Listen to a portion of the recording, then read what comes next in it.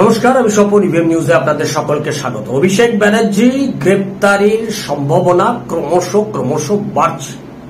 অভিষেক ব্যানার্জির গ্রেপ্তারি যে শুধুমাত্র সময়ের অপেক্ষা, এটা তার দলের মধ্যেই এই চর্চা শুরু হয়ে গেছে। ইডি কিংবা সিবিআই অভিষেক ব্যানার্জিকে যে কোনো মুহূর্তে গ্রেপ্তার করতে পারে, এই রকম একটা চর্চা কিন্তু তৃণমূল কংগ্রেসের সর্বোচ্চ যে নেতৃত্ব, তাদের মধ্যে আলোচনা শুরু হয়ে গেছে।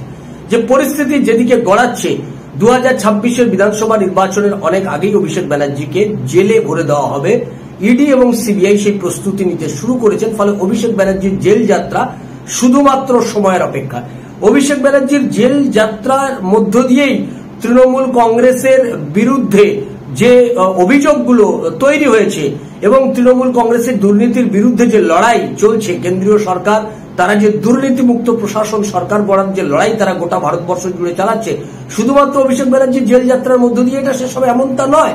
তার পাশাপাশি যেটা দেখা যাচ্ছে যে অভিষেক ব্যানার্জির সাংসদ পদও চলে যেতে পারে। কারণ ভারতীয় ন্যায় সংহিতা 2023 বিএনএস 2023-এর নতুন আইন অনুযায়ী আমরা যা দেখতে পাচ্ছি, 5 বছর বা তার বেশি কারাদণ্ড হওয়ার সম্ভাবনা যদি দেখা যায়, যখন সেই ব্যক্তি সিবিআই কিংবা ইডির হেফাজতে আছেন, সেই সময় যদি দেখা যায় যে তার 5 বছর বা তার বেশি কারাদণ্ড হওয়ার সম্ভাবনা আছে, তাহলে সেই হেফাজতে তিনি যদি 31 দিন থাকেন, তাহলে 31 দিনের মাথায় তাই সেই অভিযুক্তকে তার পদ থেকে সরে যেতে হবে। সেক্ষেত্রে অভিষেক ব্যানার্জির সাংসদ পদ চলে যাওয়ার একটা সম্ভাবনা তৈরি হয়েছে।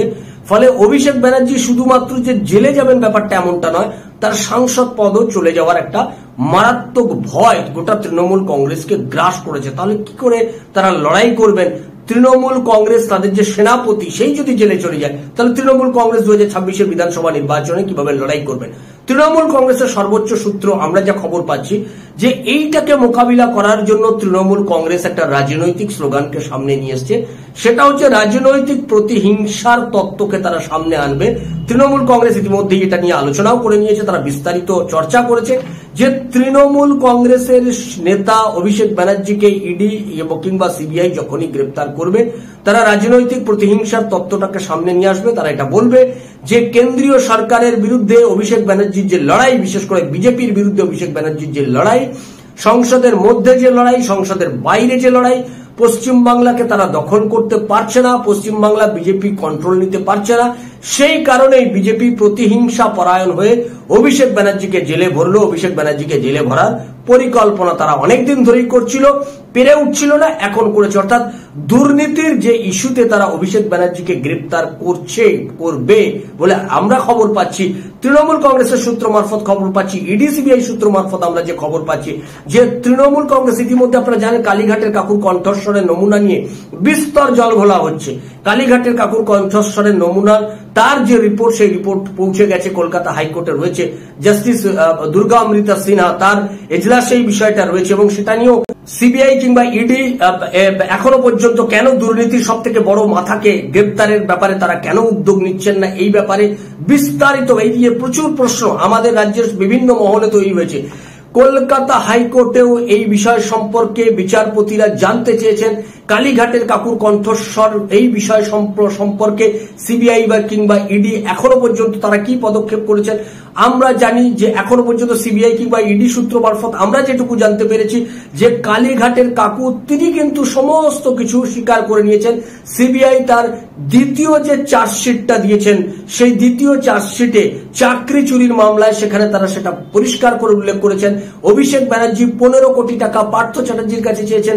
অভিষেক ব্যানার্জির সঙ্গে পার্থ চ্যাটার্জির মতানৈক্য হয়েছে, চাকরি দেওয়া নেওয়া এই সমস্ত বিষয় নিয়ে মতপার্থক্য তৈরি হয়েছিল, এই নিয়ে বিস্তর তাদের মধ্যে বিতর্ক তৈরি হয়েছে। এই বিষয়গুলো কালীঘাটের কাকু স্বীকার করেছেন, সেটা সিবিআই তাদের দ্বিতীয় চার্জশিটে সেটা বিশদে উল্লেখ করেছেন। তার পাশাপাশি এই যে কালীঘাটের কাকুর কণ্ঠস্বর, সেই কণ্ঠস্বরের নমুনা শেষ পর্যন্ত আমাদের রাজ্যের দুর্নীতির বড় মাথাকে জেলে পাঠানোর জন্য যথেষ্ট। এবং দুর্নীতির মাথা যখন জেলে যাবে, তখন আরেকজন ব্যক্তির আবির্ভাব ঘটবে বলেই বিভিন্ন মহলে আলোচনা চর্চা চলছে। সেই ব্যক্তির নাম হচ্ছে বিনয় মিশ্র, যিনি এই রাজ্যের দুর্নীতির যে মাথা, সেই মাথার সব থেকে কাছের থাকা লোক এবং এই দুর্নীতির সমস্ত কাজ তাকে দিয়েই করানো হয়েছে। সেই বিনয় মিশ্রের আবির্ভাব ঘটতে পারে। ফলে বিনয় মিশ্রের আবির্ভাব ঘটার পর সেক্ষেত্রে দুর্নীতির যিনি বড় মাথা আমাদের এই রাজ্যে, তার কি ভবিষ্যৎ হতে পারে, তার কি তার উপর সেক্ষেত্রে তার কি কি সমস্যা তৈরি হতে পারে নতুন করে, এ নিয়েও বিস্তর চর্চা চলছে। তৃণমূল কংগ্রেসে বিস্তর জলঘোলা চলছে। অভিষেক ব্যানার্জি গ্রেপ্তার হওয়ার পর বিনয় মিশ্রকে যদি সিবিআই কিংবা ইডি গ্রেপ্তার করে তাকে নিয়ে আসে, তাকে যদি সামনে হাজির করা হয়, তাহলে সেক্ষেত্রে অভিষেক ব্যানার্জির সমস্যা কতটা বাড়তে পারে, সব বিষয় নিয়ে একটা জল্পনা তৃণমূল কংগ্রেসের অভ্যন্তরে মারাত্মক একটা আতঙ্ক সৃষ্টি হয়েছে, আতঙ্ক গ্রাস করেছে গোটা তৃণমূল কংগ্রেসকে। ওপরতলার নেতৃত্ব তারা এখন থেকেই অভিষেক ব্যানার্জিকে গ্রেপ্তার করলে সেটাকে রাজনৈতিকভাবে কিভাবে মোকাবিলা করবে তার একটা পরিকল্পনা প্রস্তুতি তারা শুরু করে দিয়েছে। শেষ পর্যন্ত হয়তো দিন গোনারকে এই রাজ্যের দুর্নীতির বড় মাথা ধরা পড়বে সিবিআই ইডির জালে, সে ধরা পড়বে। সেটা কবে হয় সেই মহেন্দ্র ক্ষণের জন্য সকলে অপেক্ষা করছে। হয়তো দিন গোনার কাজ শুরু হয়ে গেছে, আর বেশি দিন সেটা বাকি নেই। যে কোনো দিন যে কোনো মুহূর্তে শুনতে পাবেন এ রাজ্যের দুর্নীতির বড় মাথা গ্রেপ্তার হয়ে পাচার হয়ে গেছে এ রাজ্য থেকে অন্য কোনো রাজ্যে। আমাদের সেদিকে নজর থাকবে। আপনাদের নজর থাকুক ইভিএম নিউজের পর্দায়। ইভিএম নিউজ আপনার কথা বলে।